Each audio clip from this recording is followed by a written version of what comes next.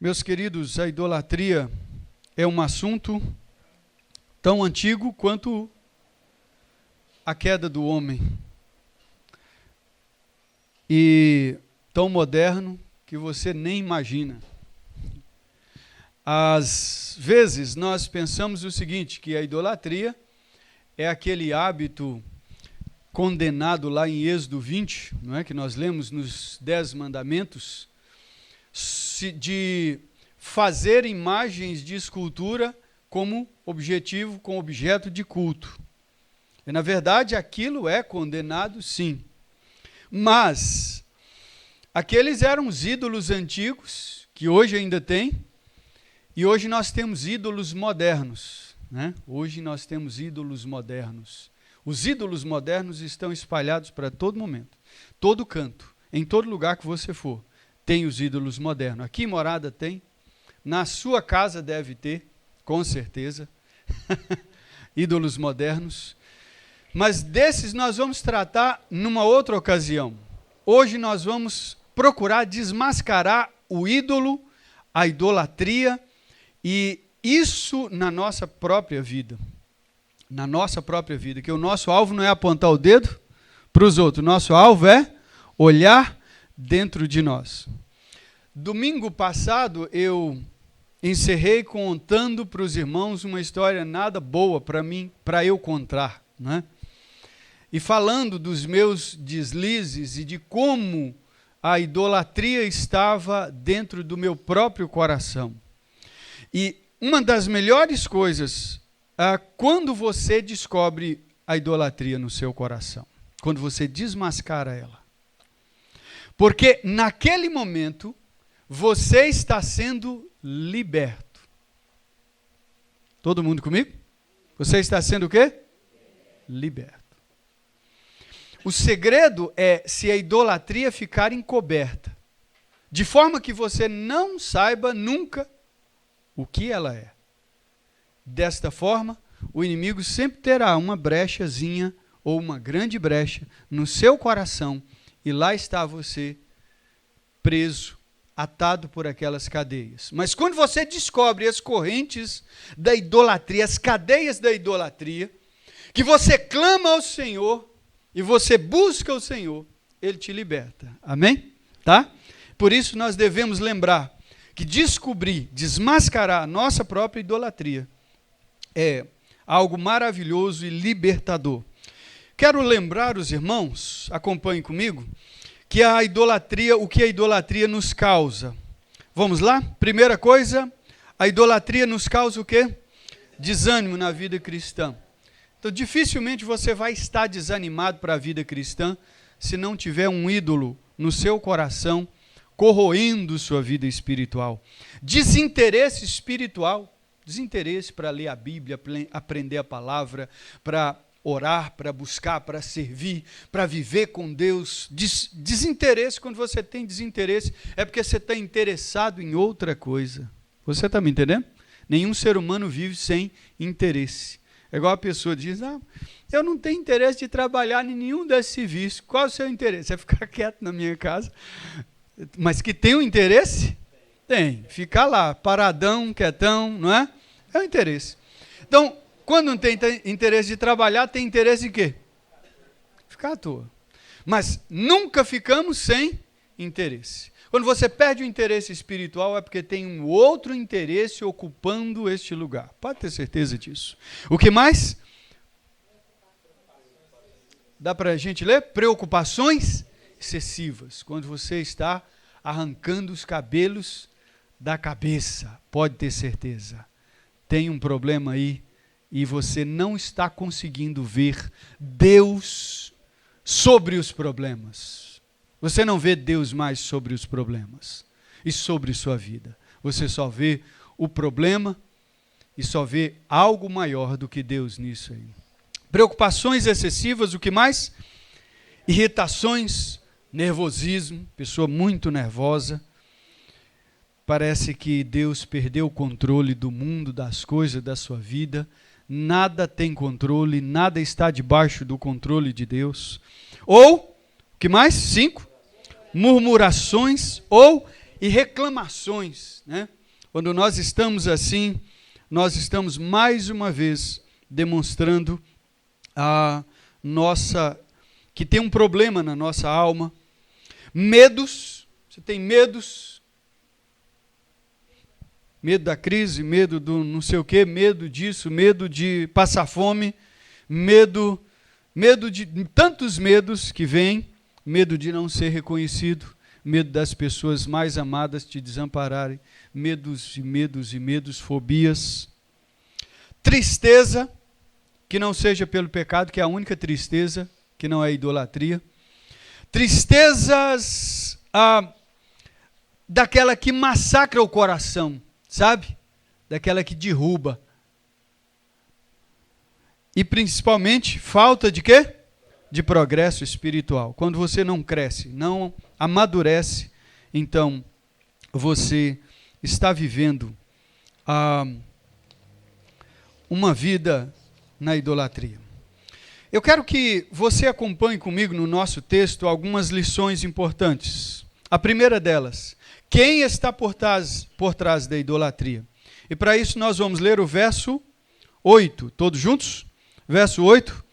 Levou ainda o diabo a um monte muito alto, mostrou-lhe todos os reinos do mundo e a glória deles. Ele disse, verso 9, tudo isto te darei se prostrado me adorares. Quem começa a incitar Jesus à idolatria, quem quer levar Jesus à idolatria, é o próprio diabo. E não há outro que esteja por trás de qualquer idolatria a não ser Satanás. Atrás de cada ídolo, e eu digo aqui atrás de cada ídolo, gente, não quer dizer assim, tem uma imagem aqui, de trás da imagem tem um capeta lá, não. Não é assim não, viu? Atrás, no sentido de quem está trabalhando para que esta idolatria esteja operando no seu coração. Porque nós já vimos que somos nós quem criamos a idolatria. Mas quem faz isso operar, quem incita e quem nos leva a essas coisas é quem? Satanás. É ele que está por trás, é ele que é o mentor dessas coisas. É ele que trabalha no nosso coração, conduzindo o nosso coração às idolatrias. E ele tentou fazer isso, e ele é tão abusivo, que ele tentou fazer isso com quem? Com nosso Senhor Jesus Cristo. Se ele tentou fazer isso com Cristo, imagine se você vai estar livre dessa. Não. Então, eu quero que você tenha a máxima atenção agora, porque este assunto é de extrema importância para proteger o seu coração. E isso não começa aqui. Satanás fez isso da primeira vez em Gênesis 3. Abra a sua Bíblia, deixa aí marcado. Abra a sua Bíblia lá em Gênesis capítulo 3, verso 1. E você verá como é que Satanás, qual é o papel dele na queda do homem, como ele fez para essas coisas acontecerem. Acompanhe comigo Gênesis 3, do verso 1 ao verso 7. Gênesis, capítulo 3, verso 1 ao 7. Está lá no primeiro livro da Bíblia, viu, irmãos? Tá? Gênesis 3, verso 1 ao 7. Leia comigo e acompanhe esta leitura que a maioria de nós conhecemos. Diz assim, mas a serpente, todos juntos? Mas a serpente, mais sagaz que todos os animais selváticos que o Senhor Deus tinha feito, disse à mulher, é assim que Deus disse, não comereis de toda a árvore do jardim? Preste atenção nesse verso 1. Satanás opera primeiramente numa sessão espírita. A médium é uma serpente, uma cobra mesmo, uma serpente. Satanás é quem está operando nela, é quem está falando por meio dela, ela é a médium nessa história. Então, nesse momento, nós temos uma coisa importante. Primeiro, uma serpente falante é um fenômeno milagroso, maravilhoso. Você já imaginou aparecer na porta da sua casa? Que Deus nos livre, né? Queima, né? Só falta o pessoal falar na sexta-feira 13, misericórdia, né? Uma serpente falando, conversando com você, é uma coisa extraordinária, né? Nunca houve na história bíblica nenhum relato comprovando que serpentes falassem.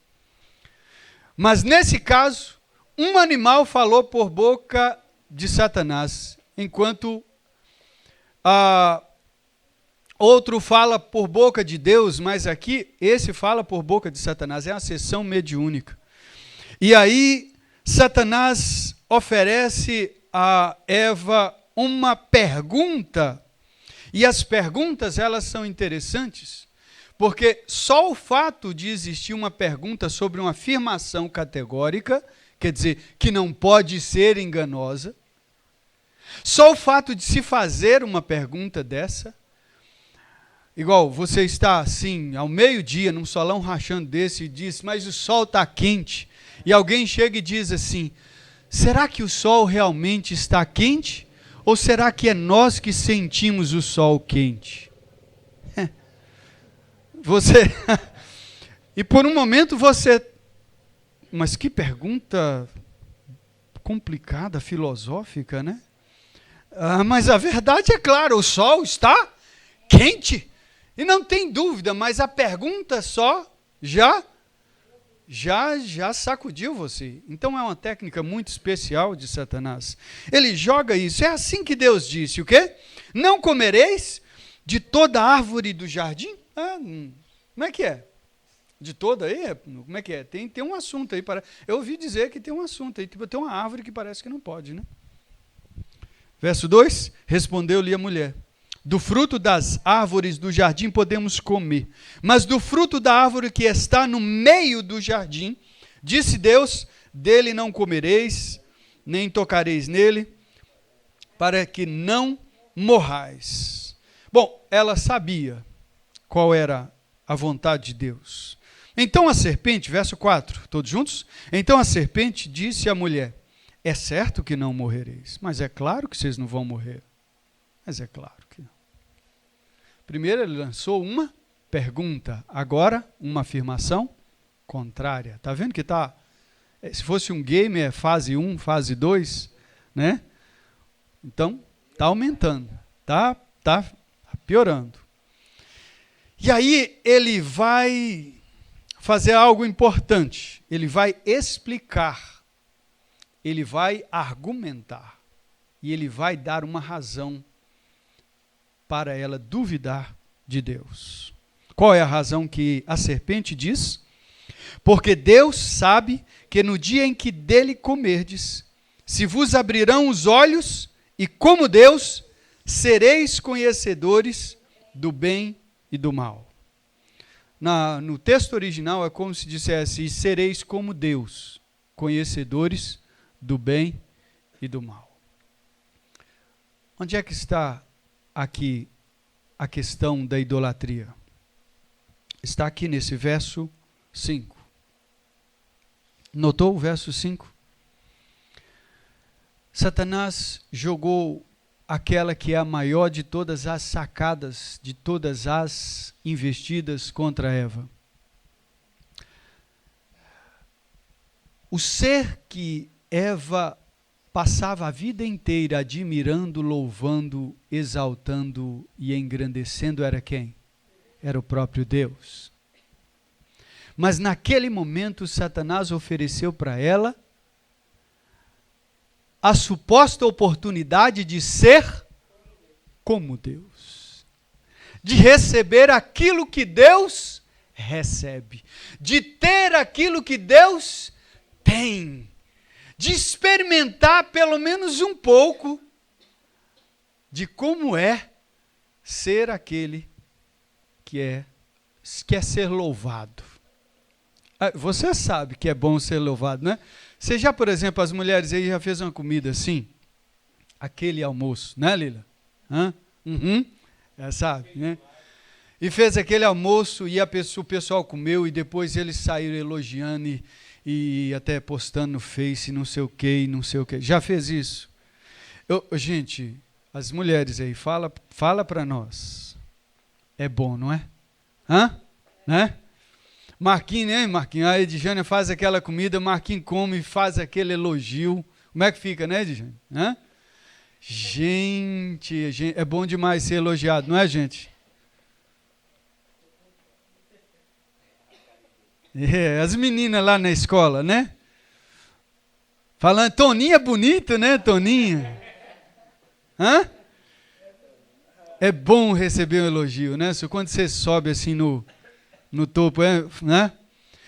E ela teve esse grande incentivo de Satanás e olha só o que acontece. Verso 6, todos juntos? Vendo a mulher que a árvore era o quê, irmãos? Boa para se comer, agradável aos olhos e árvore desejável para dar entendimento, tomou-lhe do fruto e comeu e deu também ao marido e ele comeu. Então primeiro ela olhou para aquela árvore e agora, olhe bem que muda o que na mulher? Muda sua cosmovisão. Ela passa a enxergar as coisas de modo diferente. Ela olha e diz assim, eu nunca tinha visto por esse lado. Por esse lado eu nunca tinha visto. Eu sempre vi a árvore como uma proibição de Deus, mas por esse ângulo, você sabe que existem vários ângulos para você ver a mesma coisa. Você pode ver, por exemplo, o sol está quente, mas pode ser que o sol não esteja quente, pode ser que eu é que sinto o sol quente. É um jeito de ver, cada um tem a sua verdade, ninguém tem a verdade absoluta. Olha para você ver, presta atenção, está comigo aqui? Vai pensando junto comigo. Isso é o quê? Relativismo. Então ela começa a pensar, eu não tinha visto por esse lado. Você sabe que essa árvore realmente, isso vai dar certo? Né? E ela então viu que a árvore era boa para se comer. Falei, gente, agradável aos olhos. Ó, chega a encher, né? E desejável para dar entendimento. Na verdade, o desejo do entendimento não estava na árvore, estava nem nela mesma. Está vendo onde é que nasce a idolatria? Nos nossos corações. Quem incentivou? Satanás. Mas aonde que nasceu a idolatria? No seu coração. Guarde isso. Guarde isso.